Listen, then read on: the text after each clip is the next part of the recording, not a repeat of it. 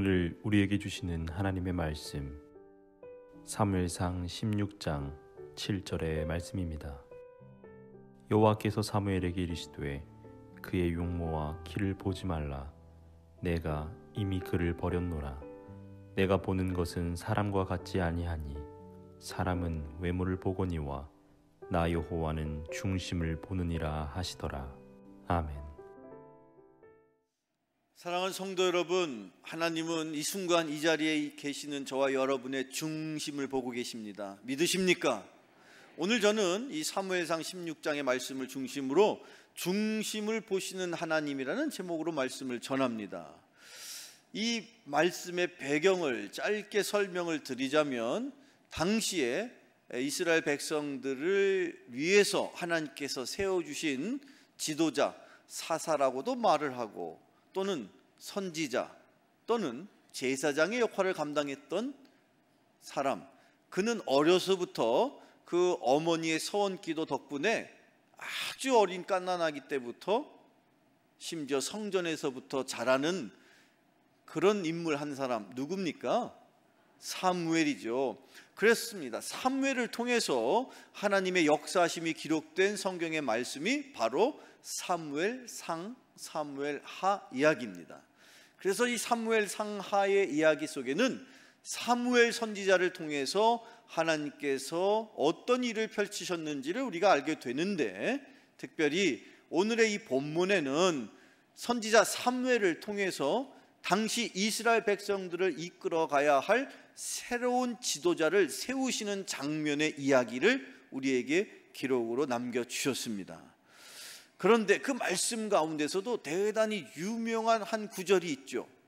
하나님은 중심을 보신다. 오늘 이 자리에 나오신 저와 여러분, 이 말씀의 제목처럼 중심을 보시는 그 하나님께서 과연 새로운 지도자로 다윗을 들어서 기름 부어 세워주실 때에 그 주셨던 말씀처럼 과연 하나님이 중심을 보신다면 이 자리에 계신 저와 여러분의 중심이 과연 무엇이며, 또 하나님은 어떤 중심을 보기를 원하시는지 이 말씀 속에서 꼭 명심하시고 깨달으셔서 그 중심을 보시는 하나님 앞에 우리의 흔들림 없는 중심이 온전히 하나님을 기쁘시게 하고, 그 기쁘심을 하나님이 기뻐하시면요, 하나님이 여러분의 인생을 바라보실 때 하나님이 참 저 김 집사의 인생 보면서 내가 기쁘다 하시면 하나님이 얼마든지 여러분을 축복하십니다. 여러분의 인생을 회복시켜 주십니다. 여러분의 인생의 능력을 주십니다. 그 중심을 보시는 하나님 앞에 오늘 이 말씀을 통해서 분명히 내 중심이 온전히 세워질 수 있는 여러분 되기를 축원합니다. 첫째로 하나님 그 중심을 보실 때에 무엇을 보신다는 말씀인가?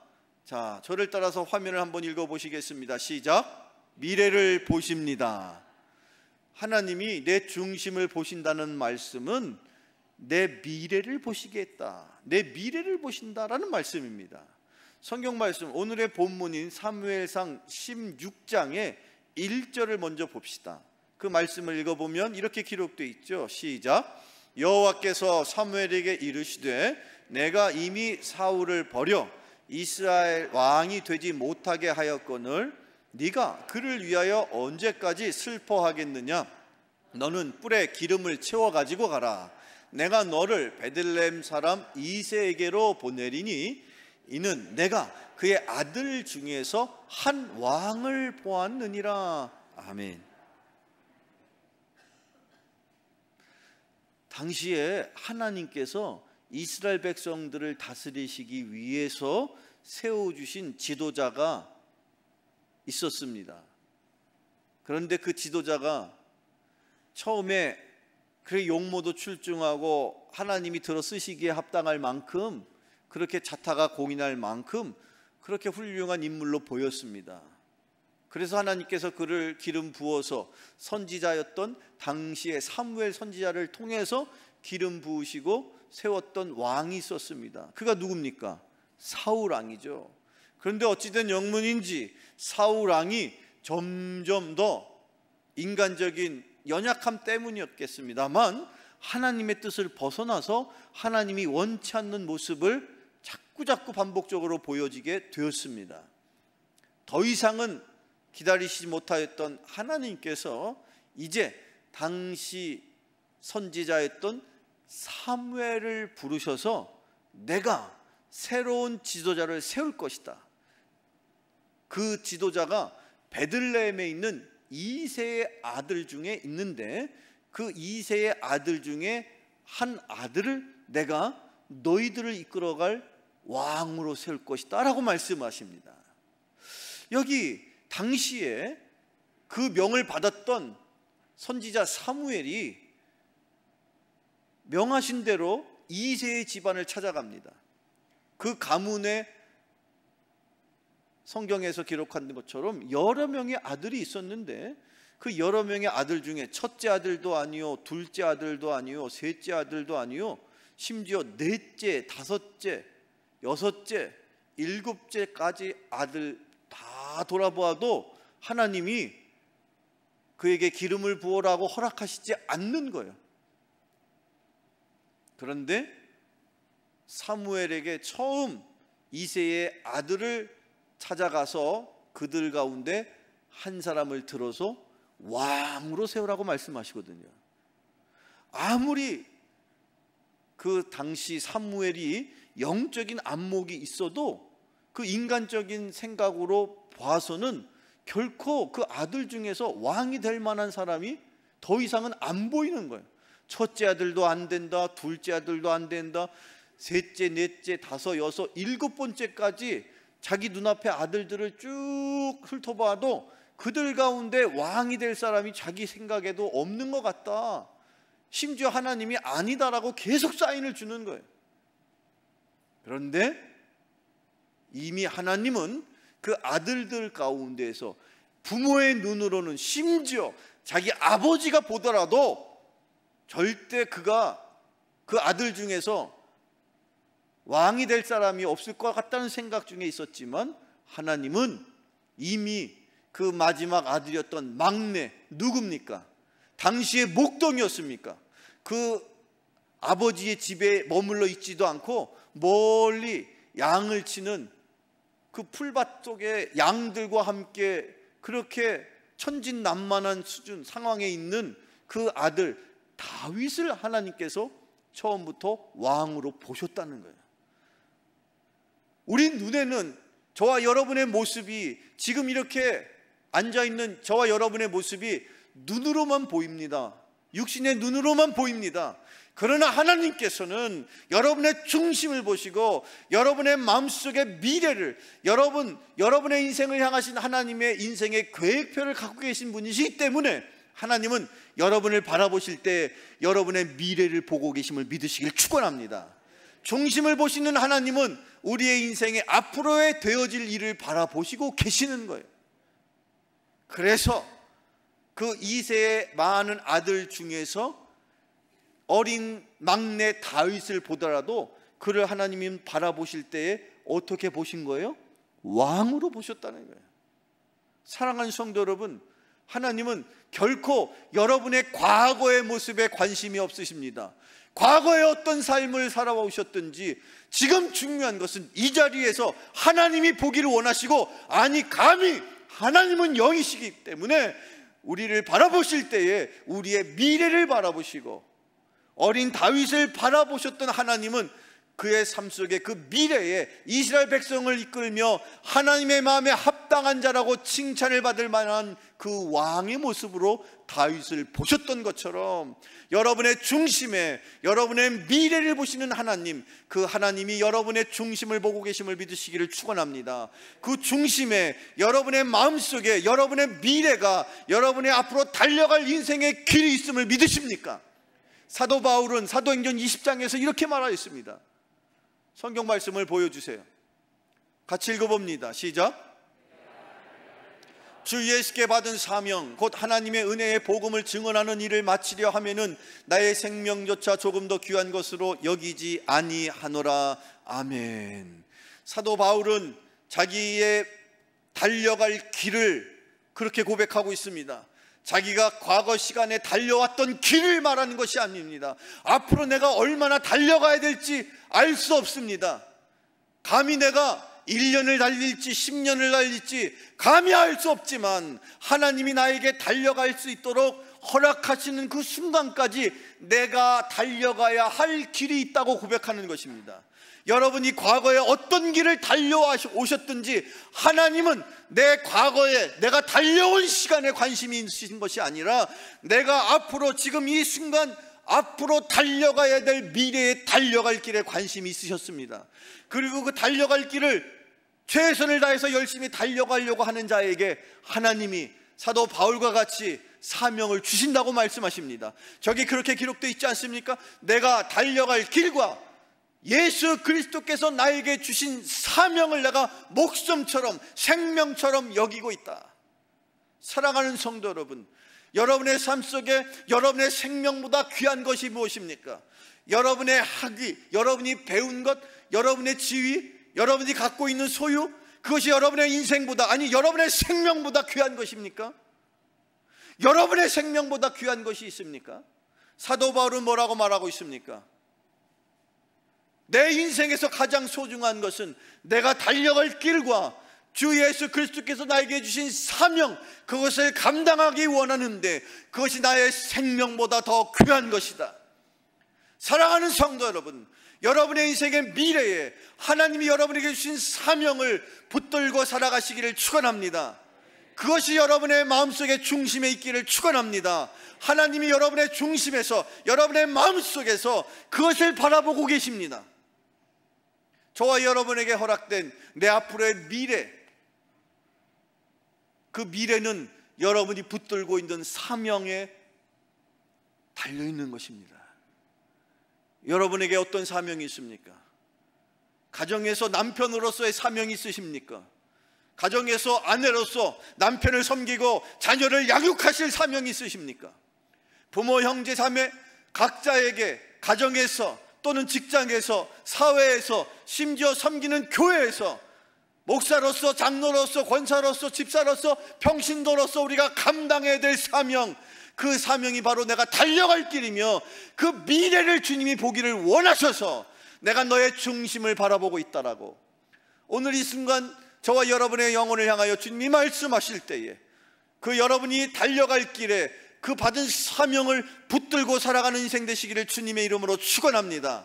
우리 교회가 과거에 무엇을, 어떤 선교, 어떤 사명으로 이곳까지 왔던지, 이후로 우리가 달려갈 그 길을 주님이 보기를 원하신다면 저와 여러분이 받을 사명, 그 하나님께서 이 교회를 통해서, 여러분을 통해서, 여러분의 가정을 통해서 남편의 사명과 아내의 사명과 부모의 사명과 또한 자녀의 사명과 각자의 사명을 붙들고 살아갈 수 있는 사명의 인생 되시기를 축원합니다.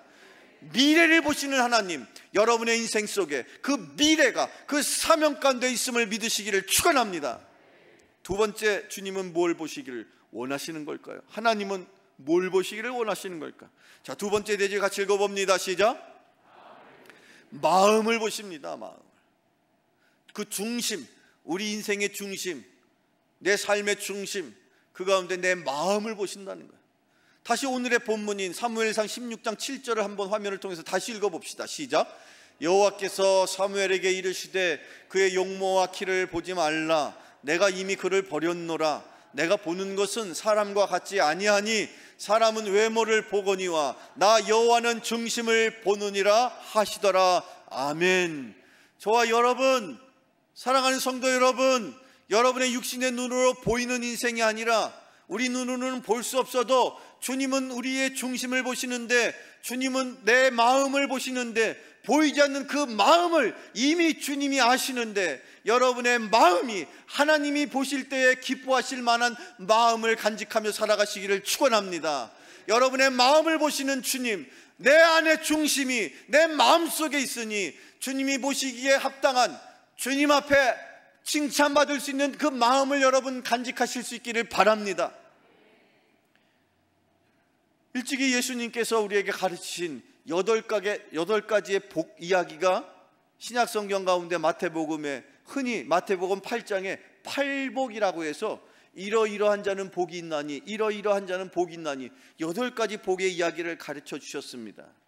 그 가운데서 한 대목을 제가 여러분과 살펴보기를 원하는데, 일찍이 예수님께서 이렇게 말씀하시죠. 성경 말씀 마태복음에 있는 말씀 5장 같이 읽어봅니다. 시작. 마음이 청결한 자는 복이 있나니 그들이 하나님을 볼 것이며.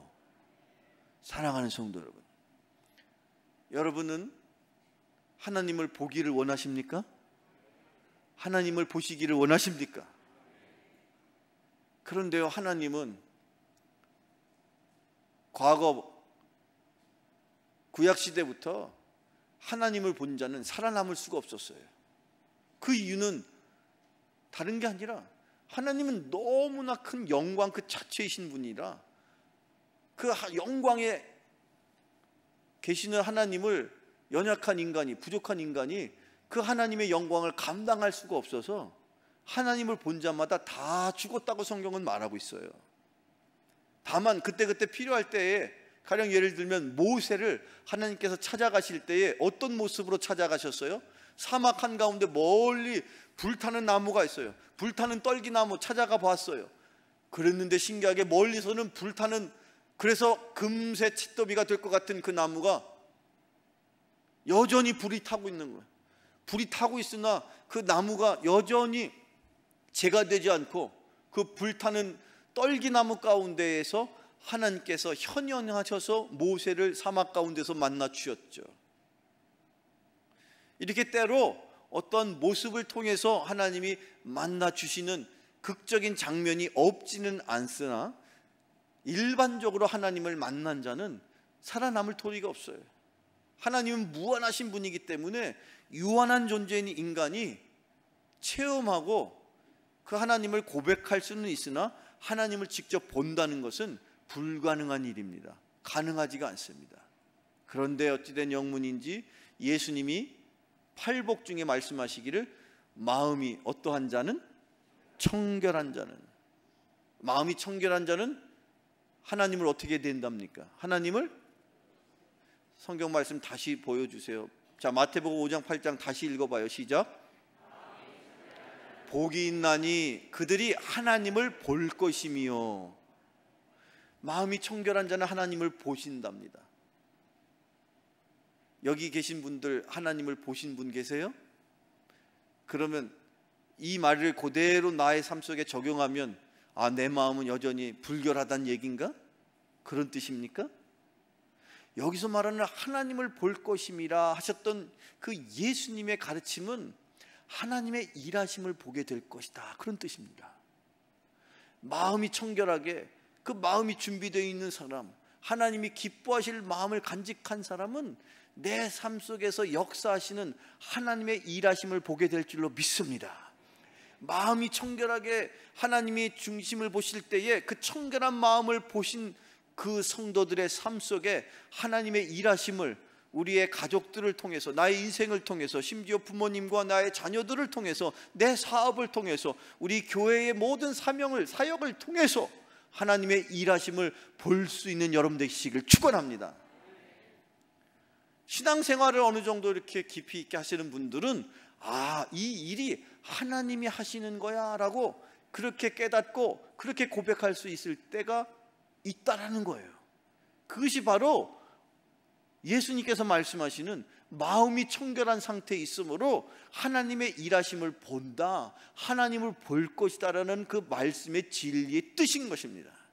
사랑하는 성도 여러분, 이 교회 안에서 성령께서 역사하시는 하나님의 일이 많이 일어날 뿐만 아니라, 더 나아가서는 여러분이 청결한 마음을 간직하셔서 그 중심을 하나님 앞에 청결한 마음을 준비하심으로 하나님의 일하심을 보시고 하나님의 일하심을 증언하고 하나님의 일하심 속에 쓰임받을 수 있는 여러분 되시기를 주님의 이름으로 축원합니다. 바로 그 중심을 보시는 하나님께서 내 마음을 보신다는 거예요. 끝으로 세 번째, 자, 첫 번째 하나님은 뭘 보신다고요? 나의 미래, 그 미래 속에 하나님이 주신 사명, 그것을 보시기를 원하십니다. 그리고 두 번째, 내 마음, 내 마음의 청결한 상태, 내가 과연 인간적인 생각으로 머물러 있는지, 아니면 성령의 생각으로 하나님 주시는 마음으로 내 마음을 다스리고 있는지를 보십니다. 끝으로 세 번째,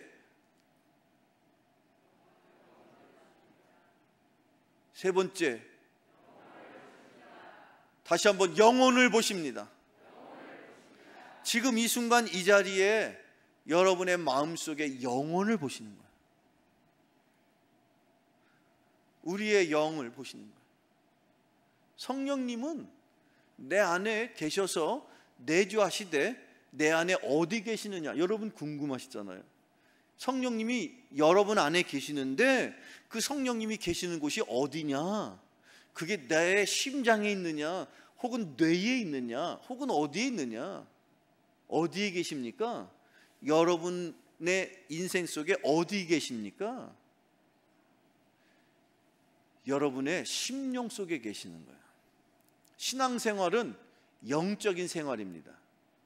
여러분이 지금 이렇게 몸으로만 오고 가는 것으로 여기시는데 이미 여러분은 어디에 계시든지, 그게 가정이 되셨든 또는 직장이 되셨든 어디 계시든 여러분은 다 영적인 활동을 하고 계시는 거예요. 그게 신앙생활입니다.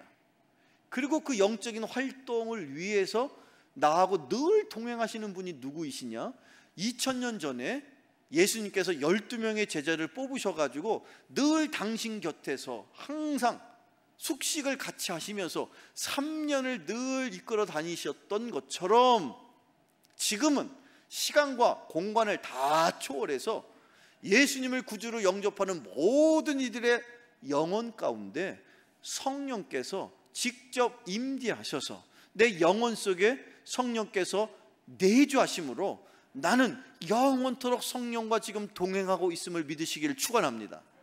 그런데 문제는 내 안에 성령께서 내 영혼 속에 내주하시는데 중요한 것은 내 영적인 상태예요. 내 영적인 형편입니다.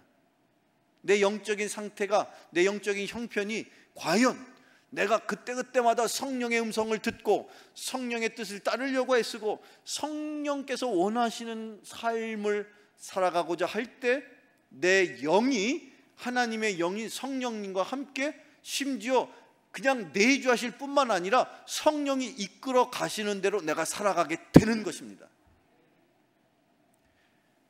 성경 말씀을 읽어보면 그 중심을 보시겠다고 하시는 하나님께서 이미 그 어린 다윗의 미래의 모습인 왕의 모습을 보실 뿐만 아니라 그 마음의 상태를 보실 뿐만 아니라 더 나아가서 그의 영적인 형편을 보고 계셨다는 거예요.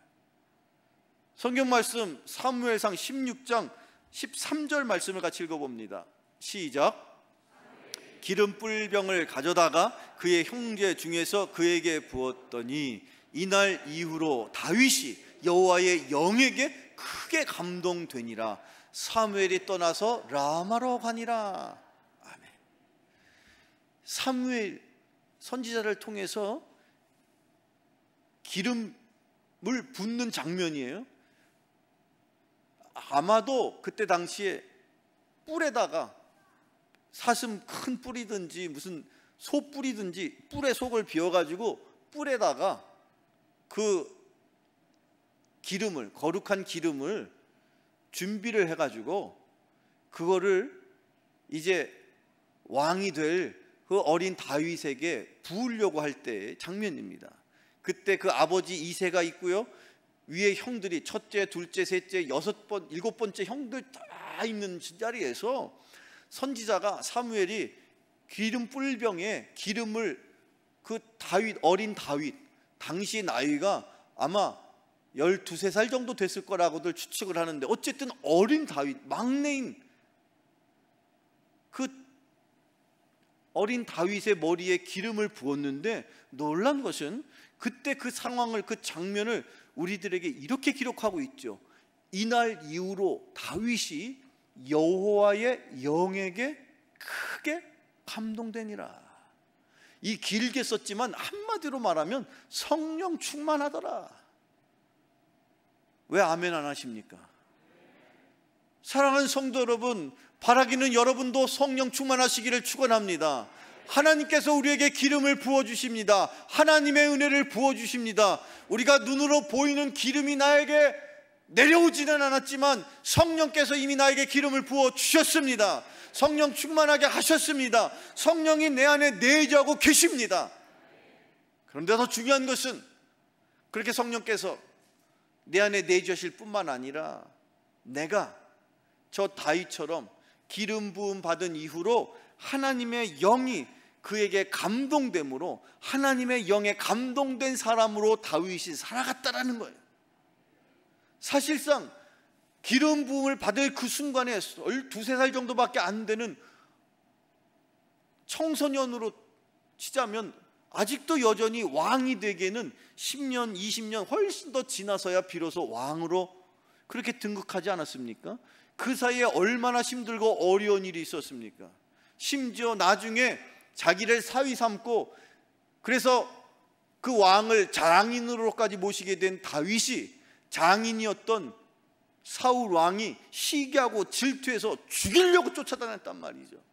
어느 날 내가 죽더라도 이상하지 않을 정도로 하루하루 그렇게 쫓기는 인생을 살았습니다. 그럼에도 불구하고 그가 하나님 앞에 그 마음이 하나님께서 받으시기에 합당한 하나님의 마음에 합당한 자라고 칭찬을 받을 수 있었던 비결이 무엇이었느냐?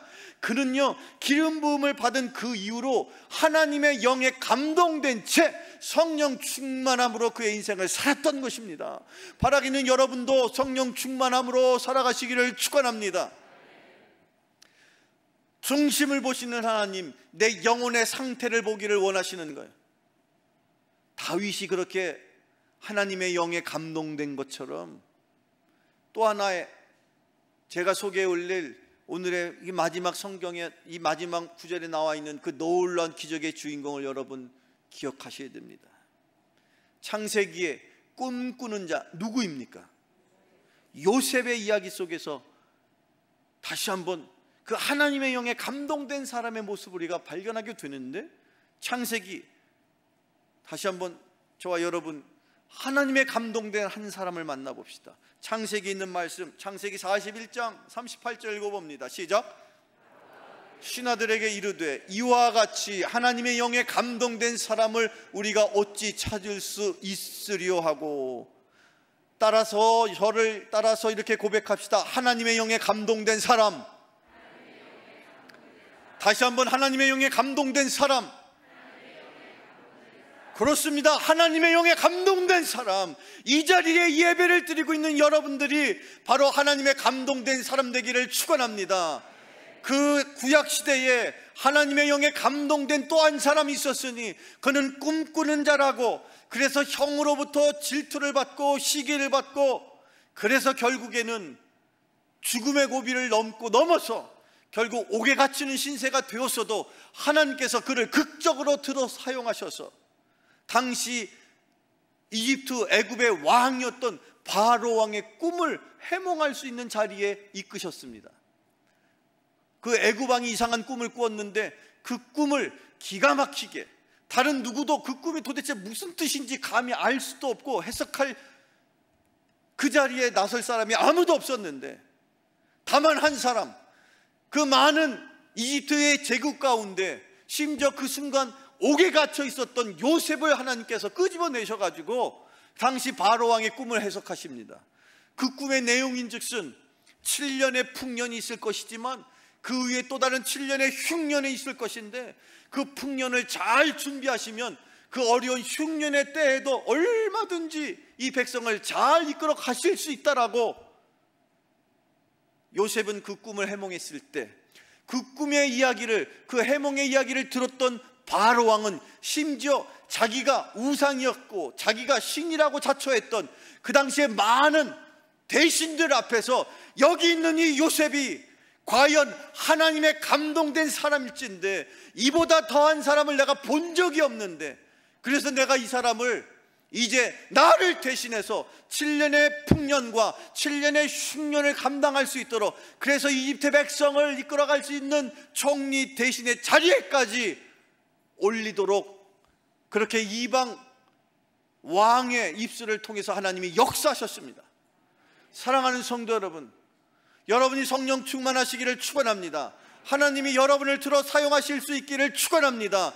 여러분의 인생과 여러분의 가정과 여러분의 자녀를 하나님께서 들어 쓰시기를 원하십니다. 성령 충만하시기를 축원합니다. 하나님의 영에 감동된 사람, 하나님의 영에 감동된 교회, 하나님의 영에 감동된 사람만이 하나님 앞에 기적의 주인공으로 쓰일 것을 믿으시고, 우리의 중심을 보시는 그 하나님, 나의 미래를 보시고 내 마음을 보시고 내 영혼의 성령 충만함을 보시기를 원하시는 그 주님 앞에 쓰임받을 수 있는 저와 여러분과 여러분의 가정과 자녀와 여러분의 삶이 되시기를 주님의 이름으로 축원합니다. 축원합니다.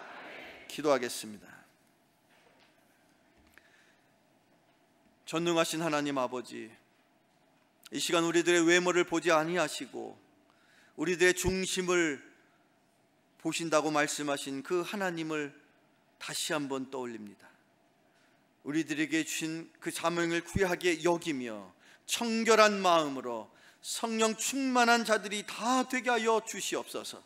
그리하여 이 어려운 환난 중에서라도 하나님의 일하심을 바라보며 그 기적의 삶 속에 내 삶이 기적이 되기를 원합니다. 기적의 주인공, 기적의 인생을 살아가는 자들 되게 하여 주옵소서. 예수님의 이름으로 기도하옵나이다. 아멘.